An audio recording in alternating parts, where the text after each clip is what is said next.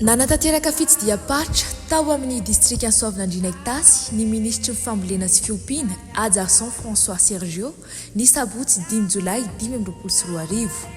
Isan'ireo faritra sarodalana ary miteraka sakana ho amin'ny fampandrosoana ny faritra ny lalana makany Ambirimanga mirefy 520 kilometatra raha miala Ansoavinandriana ity toerana ity atao ao anatin'ny adiny 3 ora mahery eo ary adiny 9 raha mandeha tongotra. Ambeten'ny ministra ny hoe tsy afaka mamolavola politika ao anatin'ny birao fotsiny isika raha resaka fambolena sy fiompiana any fotony misy fampandrosoana ary ihany no tokony akana fanapa-kevitra hoy hatrany izy. Afaliana no nandraisan'ireo mponina tao amin'ity community ny ministra anombohana tamin'ny fomba ofisialy ny caravane de formation voalohany ho an'ireo tantsaha sy mpiompy. Etsika tafiditra ao anatin'ny vinan'ny filohan'ny Repoblika Andry Rajoelina ary nambaran'ny ministra fambolena sy fiompiana Ajarson François Sergio fa izao no tontosa dia mba ahatsarana ny fahavitantena ara-tsakafo ananana ambava ho an'ireo tantsaha. Eo ihany koa ny fisintomana ireo sehatra tsy miankina ao anatin'ny CAPR'ny fambolena sy ny fiompiana mba hampiroborobo ny agribusiness no tanjony. Mametraka laharam-pahamehana amin'ny resaka fambolena sy ny fiompiana eto Madagasikara. Misy vina makasika ny fanovana ny rafi-pamokarana izay napetraka Andriamatoa Filohan'ny Repoblika. Izay nankinina Andriamatoa Filohan'ny Repoblika any ministeran'ny fambolena sy ny fiompiana ny fanatanterahana an'izay. Adidy sy andraikitra ny ministeran'ny fambolena sy ny fiompiana ny mampiroborobo ny tontolo ambanivohitra eto Madagasikara. Adidy sy andraikitra ny ministeran'ny fambolena sy ny fiompiana ny mampivoatra ny sehatry ny fambolena sy ny fiompiana eto Madagasikara.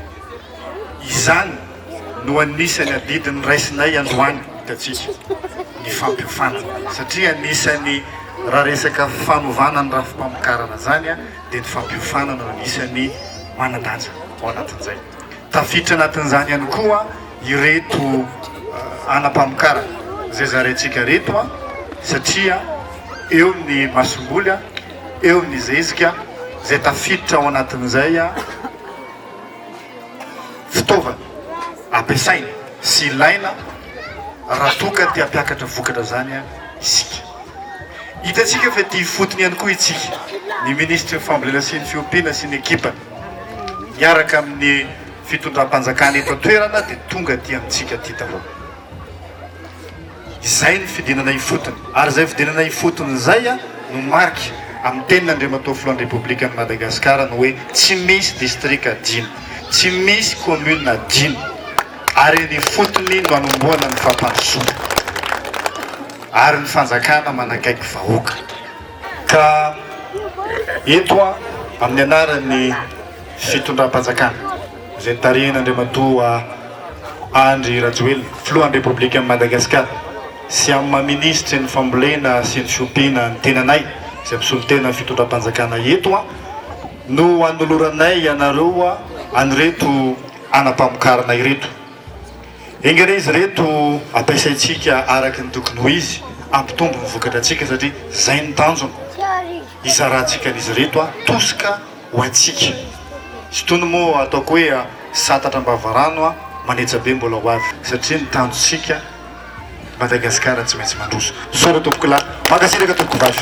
Ny zara telo fandaharam-pampiofanana, fizarana teknika mpifono-voja, fizarana teknika paprizy ary ny teknika fiompiana akoho gasy na kokele. Tao anatin'izany dia nisy ny fizarana anam-pamokarana ho an'ireo kaomina miisa 7 ao anatin'ny district Ansoavinandriana izay misy ny Ambirimanga, Mahavelona, Ambatosana, Antanety Bevarahana, Ampahiribohitra, Ankararana ary Masindray.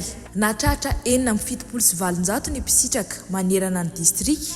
Masomboly milanja 7 kilao, zezika organika milanja 570 kilao ary MPK milanja 510 kilao niaraka tamin'ny akoho kokele isaky ny tokantrano araka ny fahavonona sy ny fahaiza-manao no nisitraka izany fanampiana izany avy amin'ny ministera.